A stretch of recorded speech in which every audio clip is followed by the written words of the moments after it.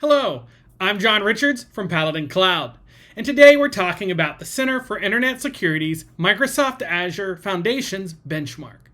We're looking at recommendation 3.1, ensure that secure transfer required is set to enabled.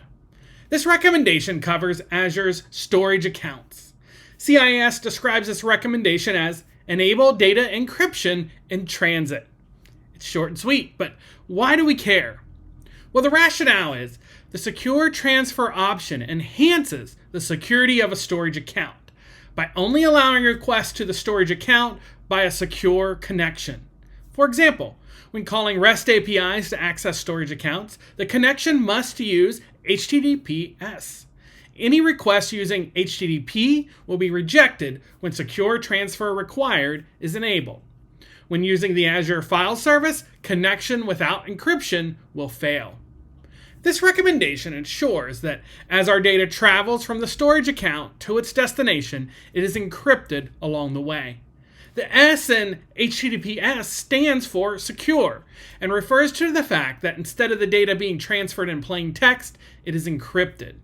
With encryption, even if a malicious actor can monitor our data as it's being transferred, it will be unreadable. Now, one quick note. Azure Storage does not support HTTPS for custom domain names, so this won't work there. Now, we have a policy within Paladin Cloud called Enable Secure Transfer to Storage Accounts that monitors the configuration settings for this CIS recommendation. Paladin Cloud is an open source, security as code policy engine that monitors your cloud environments for misconfigurations.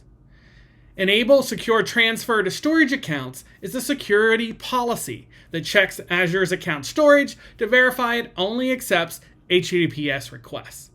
Because of the risk that unencrypted data poses in the wrong hands, we classify this as a high severity issue, just one step below critical. Now that we understand the ask, how can we check this? So let's look at a few ways to audit. First, we're going to do it via the Azure portal. So we're going to navigate to the portal. And we're going to go to the storage accounts section.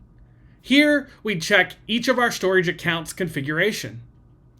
Inside the configuration section, we're looking for secure transfer required. And we can see, since it's enabled, we've verified only encrypted traffic is allowed. Let's check that same status via the command line. Azure offers Azure Cloud Shell for running CLI commands right from the browser. Here, we'll run a command to list all of our storage accounts and the current status of enable HTTPS traffic only. We're looking for true values. Any storage account set to false would be in violation of the recommendation. Let's look at the steps needed to set this value to enable. To do so, we can return to our storage accounts configuration and toggle the value to enabled. It's as easy as that. If you use infrastructure as code, you may have built your storage accounts using a Terraform or ARM script. In that case, you'll want to modify the code so the problem isn't replicated on future deployments. Now, one way to avoid misconfigurations is to use a platform like Paladin Cloud to monitor your cloud assets. Paladin Cloud runs policies across assets. Those assets are easily broken up into custom asset groups based on things like accounts or cloud providers. I'll scope this session to just assets on Azure. The Paladin Cloud dashboard shows us metrics on severity, category, and quantity of policy violations. Earlier, we learned that enable secure transfer to storage accounts is a high priority violation, so it would be represented here.